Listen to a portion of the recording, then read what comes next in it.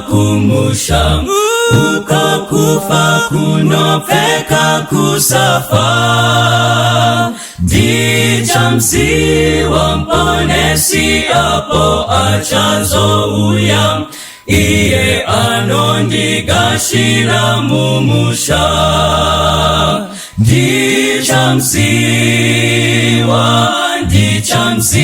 dichamsiwa apo ndichazomira naye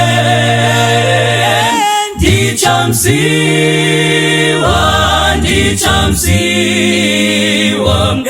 ematazi mumaoko ake ndichazofara kwazo kuona uso wake nekupenya kwemaziso akewo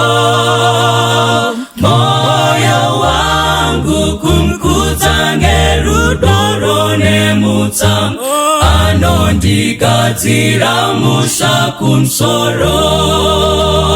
dichamsiwa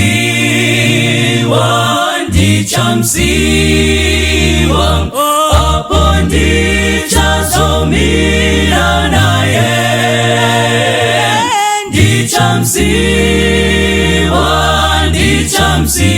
dichamsiwa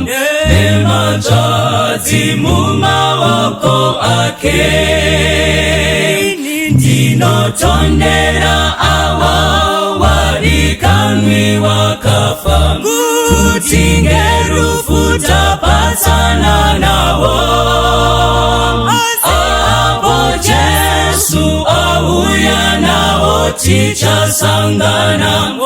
asi ndichatanga kuona Jesu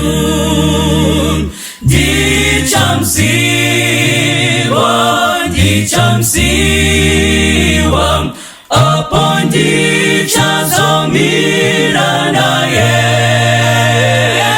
dichamsiwa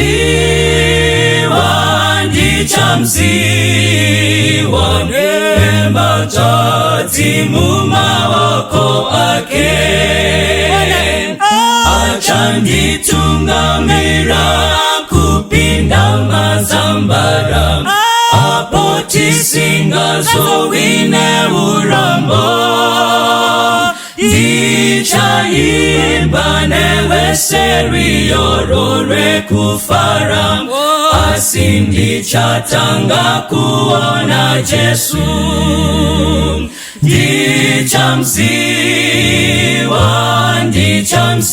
dichamsiwa apo ndichazomira naye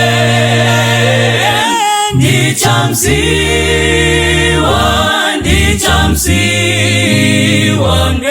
ematazi mumaoko ake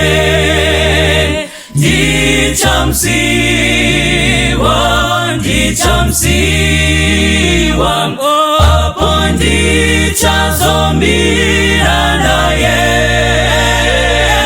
dichamsiwa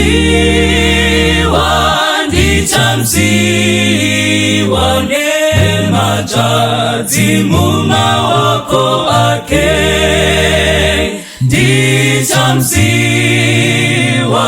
dichamsiwa apo ndichazomira naye dichamsiwa